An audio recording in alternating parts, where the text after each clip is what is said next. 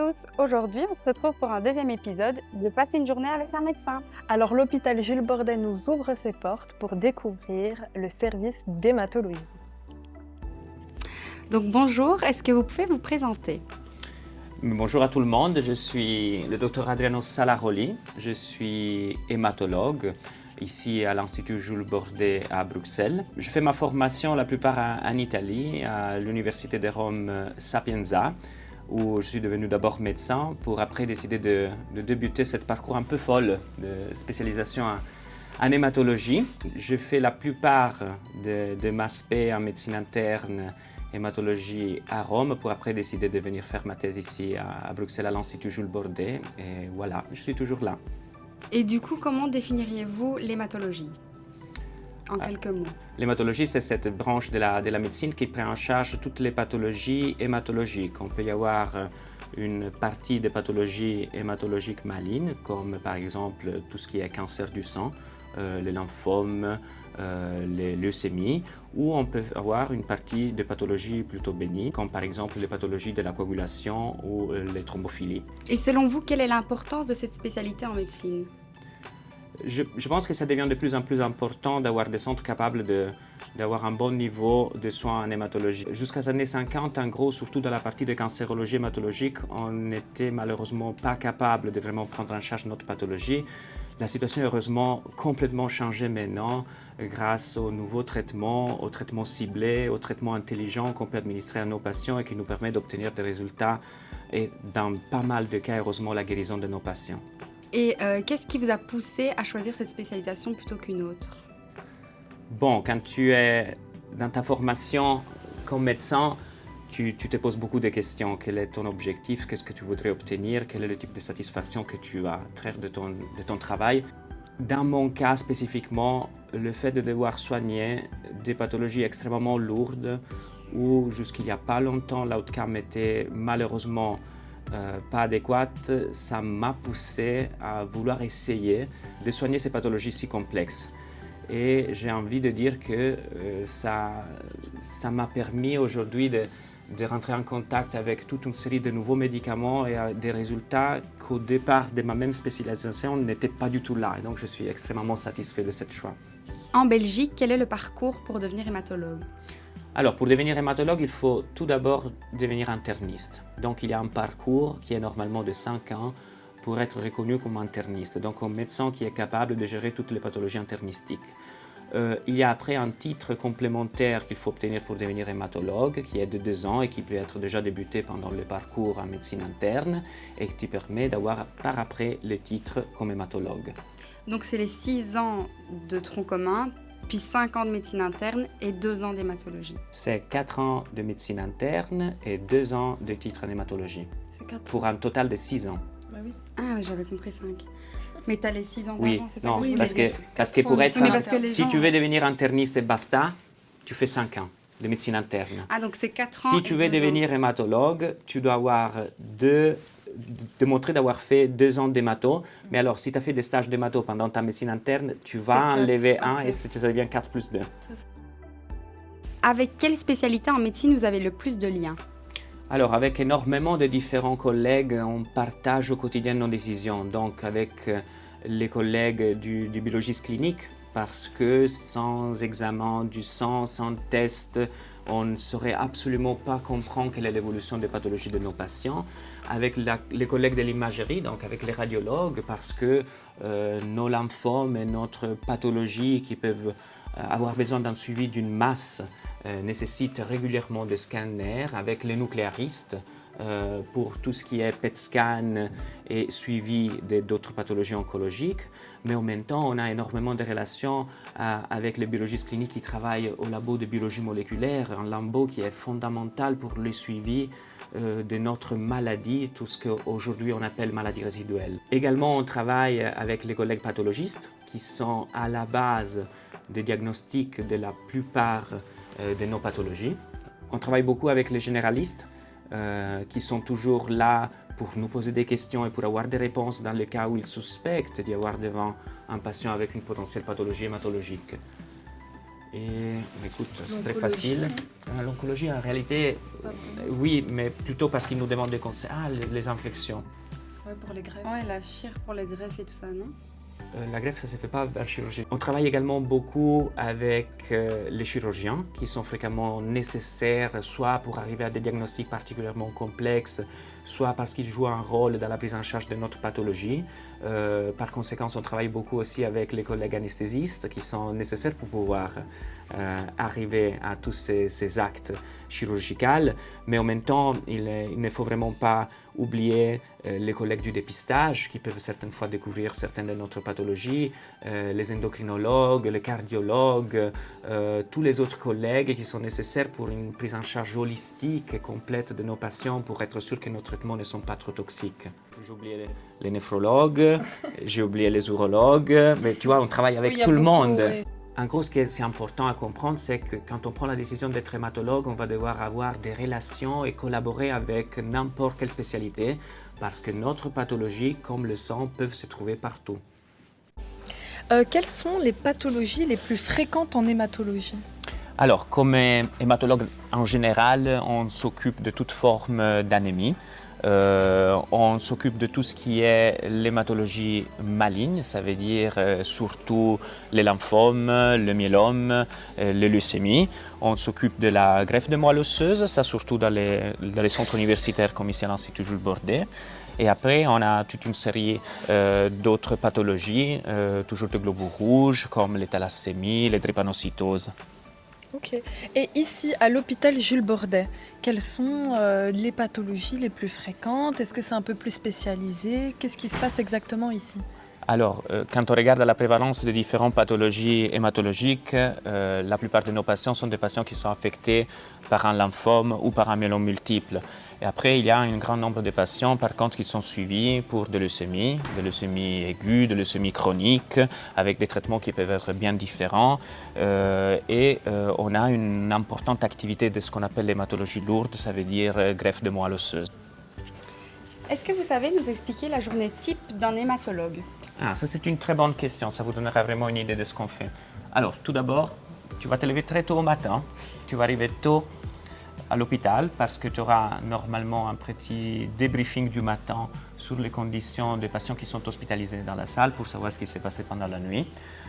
Par après, tu commenceras à travailler dans ton service. Donc, si tu es en train de travailler dans une salle, mais bien là, tu regarderas les analyses, les prises de sang de tous tes patients, tu commanderas les poches de transfusion pour tes patients, tu examineras après tous tes patients et tu appelleras les différents interlocuteurs dont tu as besoin. Donc, les infectiologues, les radiologues, tu auras tous les avis nécessaires pour après commencer à retravailler sur le dossier de ton patient et donc mettre à jour le traitement du patient chaque jour. Tu arriveras plus ou moins jusqu'à fin de l'après-midi quand tu t'assureras de passer les informations clés pour les patients plus fragiles au service des soins intensifs ou à ton collègue de garde. Si par contre tu travailles à l'hôpital de jour ou en consultation, ta journée type pourra être légèrement différente. Donc tu commenceras tes consultations, tu sais que pendant 30 minutes, chaque 30 minutes, tu verras un nouveau patient avec un nouveau dossier pour potentiellement prescrire des traitements à faire à l'hôpital de jour ou des traitements PEROS pour les patients qui sont par exemple sous traitement ciblé comme inhibiteur de la tyrosine kinase ou autres traitements que le patient même peut rechercher à la pharmacie. Et tu termineras vers 17h, 17h30 tes patients pour après petite partie de paperasse à régler avant de rentrer chez toi.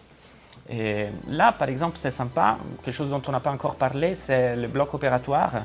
Vous voyez, même si on n'est pas chirurgien, un hématologue fait quand même ce qu'on appelle une collecte des cellules souches hématopoïétiques. Il y a encore des indications pour lesquelles on collecte des cellules souches directement au niveau du crête iliaque en anesthésie générale. Donc, qu'est-ce qui se passe ici? On voit beaucoup de machines, etc. Et donc, on aimerait un peu plus comprendre.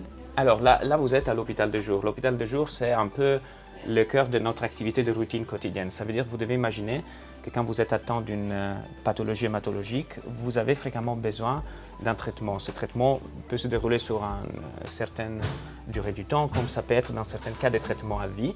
Et ces patients, clairement, ne vont pas vivre ici avec nous, vont vivre à la maison et vont venir régulièrement chez nous au matin pour faire leur prise de sang, vérifier les taux des différents globules, être examinés par un hématologue et après avoir la validation de leur traitement qui est administré dans les chambres que vous voyez à droite et à gauche. Ce sont des chambres où en gros le patient peut rester calme tout le temps nécessaire de recevoir son traitement, de terminer, de faire les analyses nécessaires à la fin du traitement avant de rentrer à la maison le jour même. Et là, est-ce que vous savez nous présenter les traitements disponibles et leur évolution? Alors, on a énormément de traitements différents. Carrément, ça dépend du type de pathologie dont on parle. J'essaie de vous donner une idée un peu générale. Donc, quand on parle d'hématologie maligne, donc de cancer du sang, on a encore aujourd'hui des néoplasies qui nécessitent un traitement pas avec une chimiothérapie classique. Mais sur ça, on ajoute énormément de nouvelles options thérapeutiques. L'immunothérapie, qui est là pour réveiller le système immunitaire du patient contre les cancers. Les traitements ciblés, ça veut dire des traitements qui vont directement targeter, cibler la cellule malade spécifique de cette pathologie. On arrive aujourd'hui à de nouvelles typologies de traitements, comme par exemple ce qu'on appelle le CAR-T-cell, ça veut dire utiliser les lymphocytes du patient modifiés génétiquement pour tuer les cellules cancéreuses. On arrive vers ce qu'on appelle la thérapie génique, une modification génétique des cellules souches du patient pour corriger les défauts génétiques que le patient a avec lui depuis la naissance.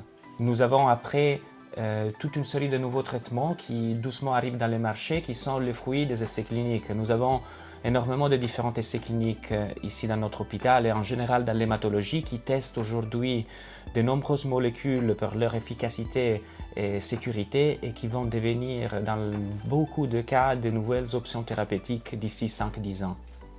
Donc l'hématologie est en constante évolution. Tout à fait. Il faut être un peu flexible pour travailler en hématologie. Ce qu'on fait aujourd'hui est quelque chose qui potentiellement n'existait pas il y a 10 ans. Donc, si vous avez envie de changement et l'esprit prêt pour ça, mais vous êtes les bienvenus en hématologie. Merci. Et ici, vous savez nous dire à peu près où on se trouve? Et là, par exemple, vous êtes dans la section de aphérèse. Donc, vous voyez, ça, c'est où nous accueillons nos patients qui peuvent venir ici pour plusieurs procédures. Ici, la reine, c'est la machine d'aphérèse, la machine qui va collecter les cellules pour nos patients. On peut l'utiliser pour réduire un nombre excessif de plaquettes, un nombre excessif de globules blancs en urgence, comme on peut l'utiliser pour collecter ce qu'on appelle les cellules souches hématopoïétiques. Cellules souches qui sont nécessaires pour après faire une greffe de moelle osseuse, qui peut être autologue, ça veut dire avec les cellules du même patient, ou allogénique. Nous accueillons également des donneurs de la famille ou même externes à la famille pour après faire une greffe de moelle osseuse.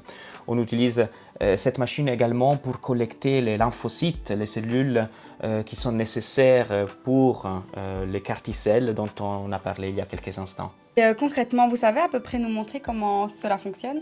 Mais vous devez imaginer que vous allez accueillir un patient qui va être allongé sur le lit et qui va être branché à cette machine avec deux accès. À partir d'un accès, le sang va rentrer au niveau de cette machine, au niveau d'un circuit qui maintenant ne se trouve pas là. À l'intérieur de la machine, il y a une centrifugeuse qui va séparer les différents composants du sang pour permettre à la machine, avec une rotation très rapide qui sépare les cellules, par après de le collecter et de le mettre dans une poche où on n'aura que les cellules ciblées, donc les cellules souches, les plaquettes ou les autres cellules qu'on veut traiter. Donc ici, on est à l'hôpital de jour, vous m'avez dit. Est-ce qu'il y a d'autres services où vous vous rendez fréquemment Alors, il y a pas mal d'autres services. Je vous propose de faire un petit tour. Parfait. Merci.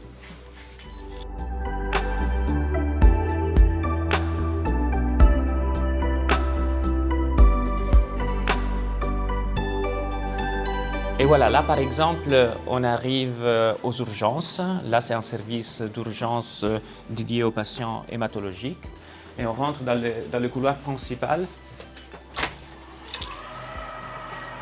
où vous allez avoir accès aux différentes unités. Nous avons un service de soins intensifs qui est dédié pour les patients oncohématologiques. Nous avons une première salle d'hématologie, ce qu'on appelle l'hématologie lourde, où nous avons les patients qui doivent recevoir des chimiothérapies intensives ou faire une allogreffe des cellules souches hématopoïétiques. Après, si vous voulez toujours me suivre, vous allez pouvoir voir un tout petit peu mieux les collègues qui travaillent aux soins intensifs. On a plusieurs chambres pour les familles qui peuvent passer du temps avec les patients. Et là, on arrive dans la deuxième salle d'hématologie, la salle où on administre les traitements par chimiothérapie, les traitements par carticelle, où on prend en charge les complications qui peuvent arriver après un traitement pour notre pathologie. Et en continuant, là vous avez les salles de médecine interne, d'oncologie générale, la salle, la New Drug Unit, où on teste les nouvelles molécules que peut-être un jour vont rejoindre notre arsenal thérapeutique. Les salles d'oncogériatrie où les patients plus âgés peuvent avoir des cures adéquates, même en hématologie. Et là, par exemple, on rentre dans l'unité d'hématologie. Alors, ça, c'est très important parce que ici, vous allez avoir des patients qui vont potentiellement rester hospitalisés pendant des semaines et des semaines. Et si vous choisissez de débuter un parcours en hématologie et vous allez être PG dans une salle d'hématologie, certainement, vous allez voir ces patients tous les jours, pendant plusieurs jours. Ça va vraiment créer des liens très importants entre le patient et le médecin. Alors là, vous voyez, par exemple, vous avez tous les chambres. Nos patients sont fréquemment immunodéprimés. Comme vous pouvez voir, donc, nous avons des instructions très précises par rapport aux procédures à prendre avant de rentrer dans une chambre. Il faudra faire extrêmement gaffe à ne pas augmenter le risque de développer une infection chez nos patients. Chaque chambre est des chambres particulières. Les patients comme ça sont protégés. Je vous montrerai par après l'habillage pour entrer dans une chambre stérile, à l'unité stérile.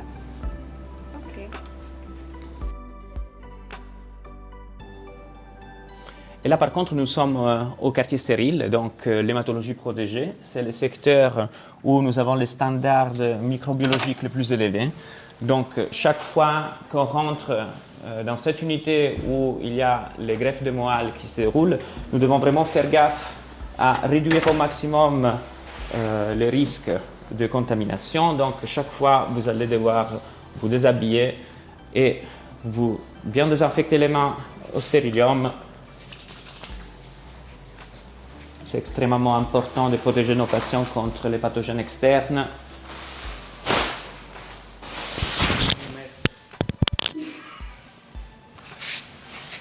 Vous mettre une blouse, ça fait partie. Et une fois que vous avez mis votre blouse, bien l'attacher. Mettre votre masque. Je reprends donc mon micro. Je vais bien le mettre ici. Parfait. On se désinfecte. Et voilà, la journée est partie. Au revoir. À bientôt. Et comment peut-on diagnostiquer une pathologie hématologique ? Alors, on a besoin de la collaboration de tous les collègues possibles et imaginables. Ça veut dire que certainement, quand vous allez entreprendre un parcours en hématologie, le biologiste clinique va devenir votre meilleur ami.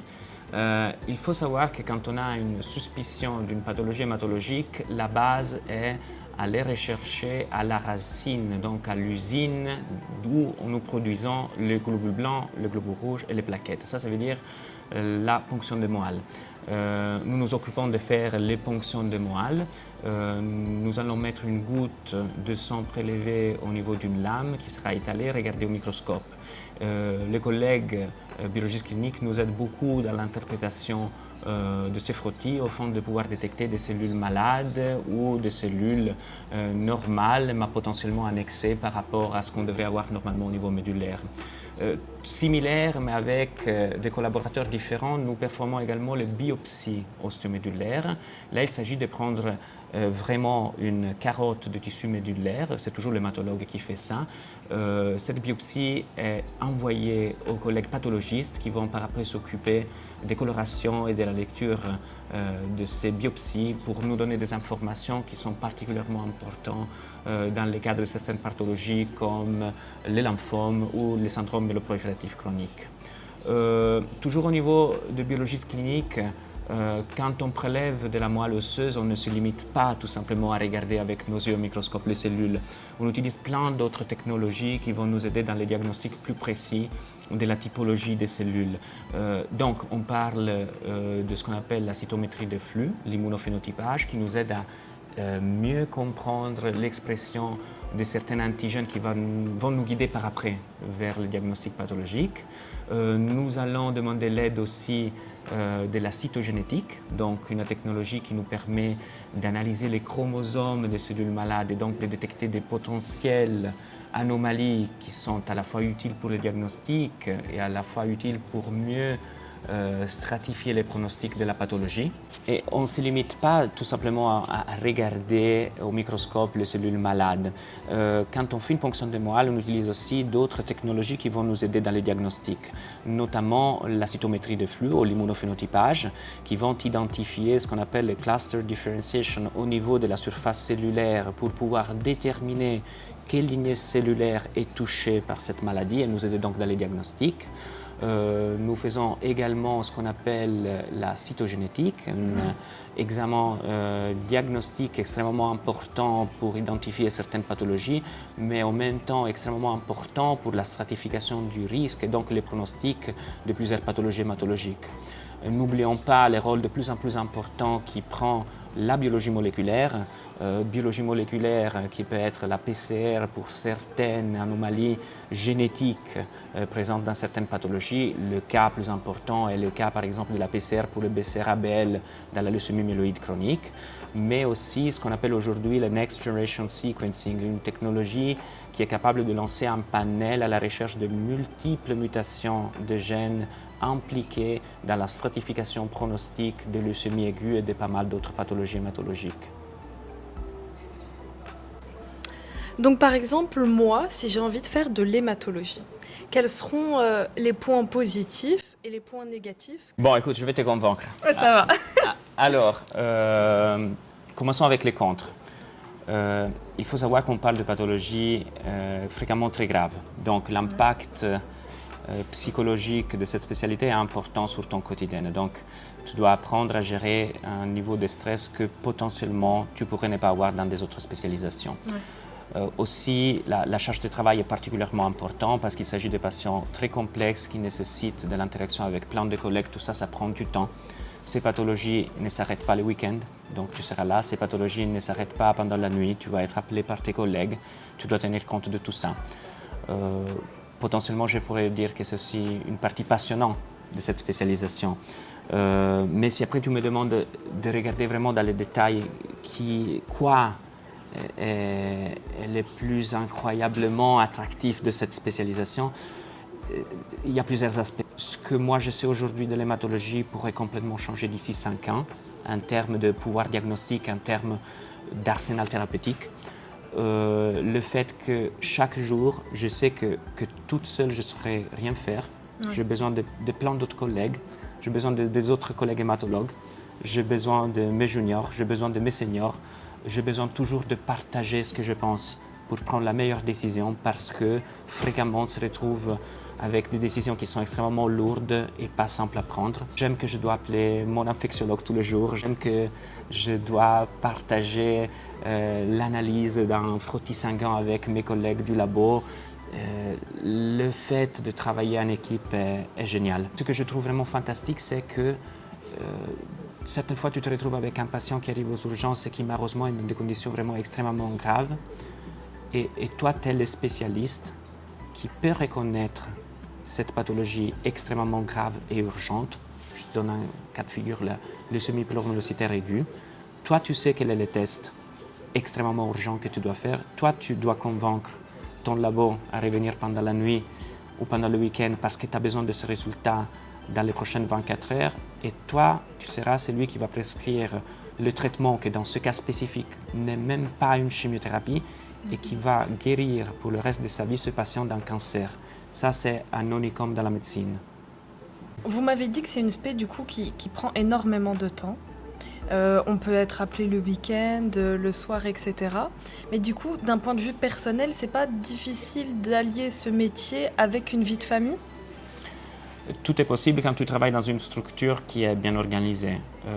Si tu travailles en hématologie, tu ne travailleras probablement pas dans un petit hôpital. Tu as beaucoup plus de probabilités de travailler dans un hôpital universitaire où le staff va être bien nombreux et où tu peux bien répartir tes tâches de travail avec tous tes collègues. c'est pas facile, mais c'est possible. Ok, ça va alors, si c'est possible. En tout cas, merci beaucoup. Merci pour cette belle journée. Merci de nous avoir accueillis dans votre service. Mais c'est moi que je vous remercie. J'espère que cette petite discussion pourra vous aider un tout petit peu pour mieux comprendre si les parcours d'hématologie peut vous intéresser. Et bon, j'espère de vous revoir bientôt en hématologie. Oui.